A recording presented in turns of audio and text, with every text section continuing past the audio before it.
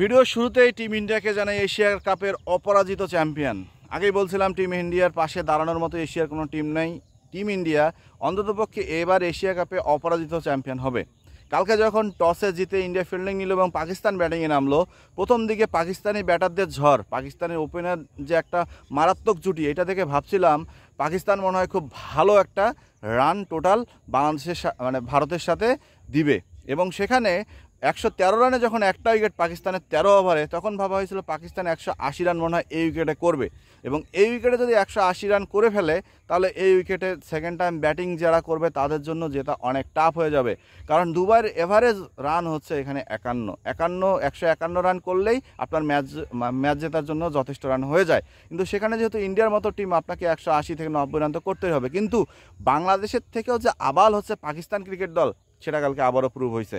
আমার মনে হয় পাকিস্তান যদি ফাইনালে না গিয়ে আমাদের আবাল বাংলাদেশ ফাইনালে যেত, তাও মনে হয় ইন্ডিয়া এত স্বস্তির জয় করতে পারতো না।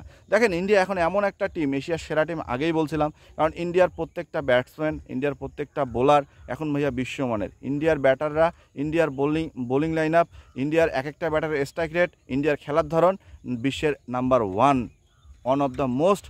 যারা খেলোয়াড় আছে তাদের কাছ থেকে আপনারা কোনোভাবেই এখন আর নিরাশ হবেন না। তাদের কাছ থেকে কোনোভাবেই আপনারা আর দেখা যাচ্ছে যে খারাপ খেলা উপহার পাবেন না। দেখেন, অভিষেক শর্মা কালকে খেলতে পারে নাই। অভিষেক শর্মা কালকে প্রথমের দিকে আউট হয়ে গেছে, 8-9 রানের মধ্যে আউট হয়ে গেছে। সূর্যকুমার যাদব খেলতে পারে নাই, সূর্যকুমার যাদবও আউট হয়ে গেছে। কিন্তু দেখেন, ঠিকই শুভমান গিল, সঞ্জু স্যামসন, তিলক বার্মা দাঁড়ায় গেছে। এটাই হচ্ছে কি ইন্ডিয়ার ক্লাস। কারণ কোনো না কোনো উইকেটে গিয়ে একটা ভালো পার্টনারশিপ করে দলকে জেতানোর সম্মুখে নিয়ে দাঁড়ানো। কিন্তু সেই জিনিসটা পাকিস্তান ক্রিকেট দল ধরতে পারে নাই। ইন্ডিয়া কোন টেকনিকে খেলবে পাকিস্তান বুঝতে পারে নাই। কিন্তু ইন্ডিয়ার টেকনিকটা এটাই ছিল। কারণ যে আবুধাবির উইকেট, এই উইকেটে যত দ্রুত আপনি রান তুলতে যাবেন, আপনি তত বেশি ধরা খাবেন। যেটা বাংলাদেশের ক্ষেত্রে দেখা গেছে, শ্রীলঙ্কার ক্ষেত্রে দেখা গেছে, পাকিস্তানের ক্ষেত্রেও দেখা গেল। দেখেন, পাকিস্তান ভাবছিল আমাদের উইকেট হাতে আছে, আমরা শেষ 7 থেকে 8 ওভার একদম পিটাই খেলবো। কিন্তু ইন্ডিয়ার বোলাররা ভাবছিল আমাদের যতই মারুক, যতই কাটুক, যতই পেটাক, আমরা জায়গা মতো বল ফেলবো। এবং ইন্ডিয়া কিন্তু সেটাই করছে।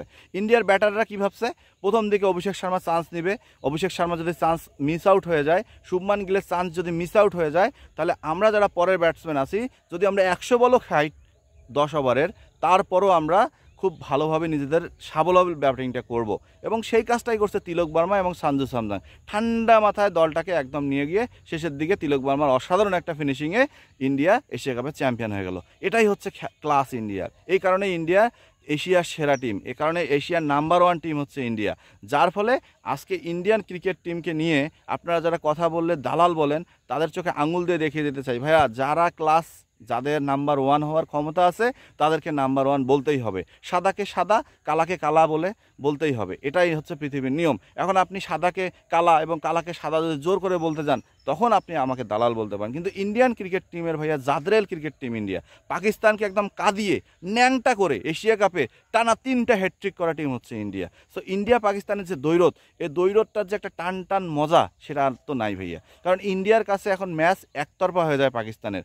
যখন বাবর আজমরা খেলতো, বিরাট কোহলিরা খেলতো, তখন দেখতেন যে টিমের মধ্যে একটা বন্ডিং ছিল, দুই দলের মধ্যে একটা ভালো সুসম্পর্ক ছিল, খেলার মধ্যে একটা উত্তেজনা ছিল।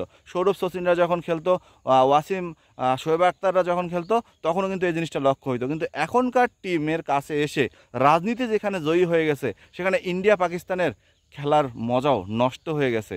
এবং ইন্ডিয়ার যে একতরফা একটা ম্যাচ জয়ী ইনিংস বা ম্যাচ জয়ী একটা কারবার, সেটাই পরিলক্ষিত হচ্ছে।